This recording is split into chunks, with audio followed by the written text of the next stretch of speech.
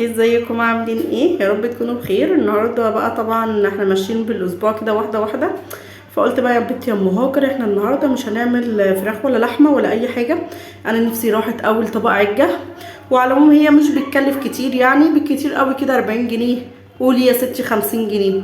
جبنا ايه؟ جبنا بنص كيلو قطه ب15، تمام، وجبنا 5 بيضات ب25، وب5 جنيه خضرة، وجبنا ورقة بيكنج باودر، وجبنا قولي ب5 جنيه دقيق لو انت ما عندكيش دقيق. توتال كلفوكي الحاجات دي ايه يا ام هاجر؟ كلفوني 55 جنيه. 55 جنيه، وعندك طبعا البصل، ولو انت عندك بيكنج باودر هتوفري، لو عندك دقيق هتوفري وتعملي احلى طبق عجة. تمام. وكان عندي قرن فلفل كده حامي في التلاجة، حطيته لان احنا بنحبها يعني يكون فيها نسبة حرقان شوية. مكوناتها سهلة وبسيطة، بس هي بس بتحتاج شوية بصل كده بتقطعيهم محترمين بالكبة واضربيهم عادي جدا، هتسهل عليك امورك. تمام. زي ما انتوا شايفين كده حطيت شوية زيت بساط، ونزلت على طول كده بالبصل بتاعي، وهفضل اشوح فيه اشوح فيه لحد ما يدبل. طبعا العجة دي من الاكلات الجميلة بتاعت امهاتنا بتاعت زمان، مامتي على طول كانت بتعملها لنا، وكنت بحبها منها جدا جدا جدا، وانا واخدة منها الطريقة دي. فالصراحة كنت اول مرة اعملها في بيتنا النهاردة، يعني زوجي اول مرة ياكلها من ايدي يعني. لاني نفسي راحت ليها، وبقالي فترة كبيرة قوي قوي قوي الصراحة ما عملتهاش، فقلت بقى اعملها النهارده كده وادوقها للاولاد وزوجي يعني. قطعت طبعا شويه بصل محترمين زي ما قلت لكم مع شويه زيت، وحطيت كده بقى معلقه فلفل اسمر جميله، وافضل اقلب في البصل لحد ما البصل يدبل، مش ياخد لون، يدبل بس. وحطيت له رشه ملح عشان الملح بيزود يعني بيخليه يدبل بسرعه. هفضل بقى اقلب فيها كويس جدا لحد ما زي ما قلت لكم البصله بس تدبل. مين ما عملهاش قبل كده العجة ديت، او مين مش عارفها الاكلة ديت بجد بتبقى خطيرة جدا وكانت جميلة. تقلي جنبها بقى طبق بيض، بلاش بيض عشان هي فيها بيض كتير، طبق بطاطس، طبق بتنجان، وهتاكلوا احلى طبق عجة. نزلت بالطماطم بتاعتي وبالقرن الفلفل، وافضل برضو هقلب فيهم لحد ما يتبلوا خالص خالص خالص كده ايه مع بعض، لان ده بيعتبر اساس العجة. البصل والطماطم دولت هما الاساس العجة بتاعتنا النهاردة.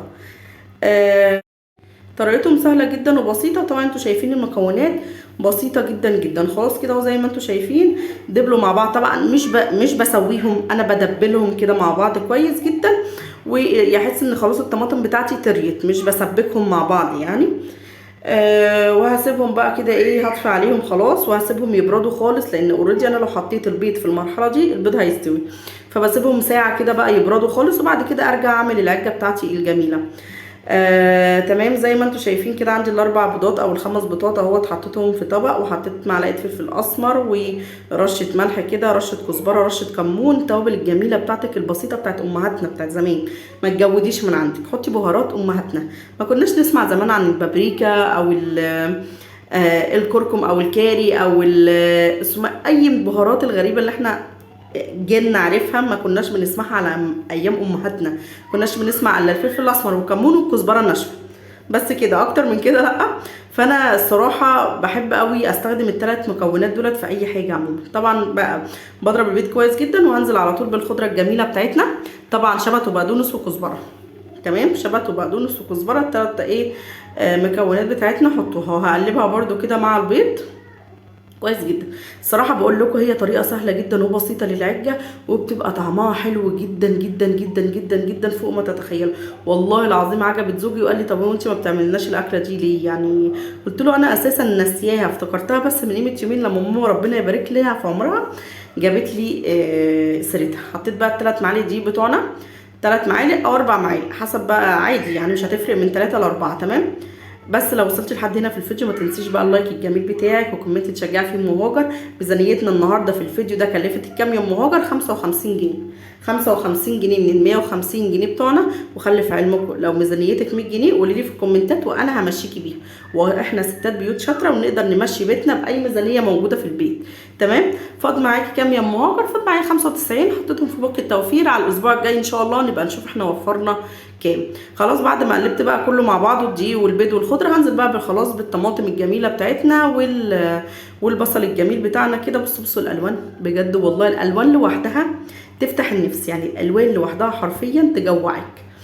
ف وهقلبهم برده كده مع بعض تقليبه كويسه، وبعد كده بقى هجيب الصينيه بتاعتي الجميله ادهنها شويه زيت، ولو حابه تدهنيها شويه زيت مع رشه دقيق كان بها يعني، حابه شويه زيت بس وتنزلي بالخلطه الجميله بتاعتنا ديت، هتبقى برضو حلوه جدا جدا جدا. والله العظيم يا جماعه وجبه كانت تحفه فوق ما تخيلوا. كنا واتبسطنا بطريقه مش هقول لكم كانت عامله ازاي، كنا مبسوطين بيها جدا. طبعا زي ما انتم شايفين خلاص دهنت الصينيه الجميله بتاعتنا زيت، وهنزل بقى بالخليط بتاعنا الجميل دوت كله على بعضه. طبعا انت بتظبطي الملح على مستوى قدرتك انت، حسب، لان كل واحده مننا كده بتعرف تظبط الملح بقدرتها الخاصه يعني.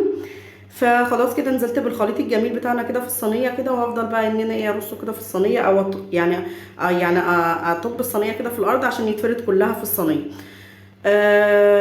بجد كانت جميله جدا وحلوه جدا جدا. لو انت ما عملتهاش قبل كده في بيتك جربيها وهتعجبك جدا، وهتقولي برافو عليك يا ام هاجر بجد والله.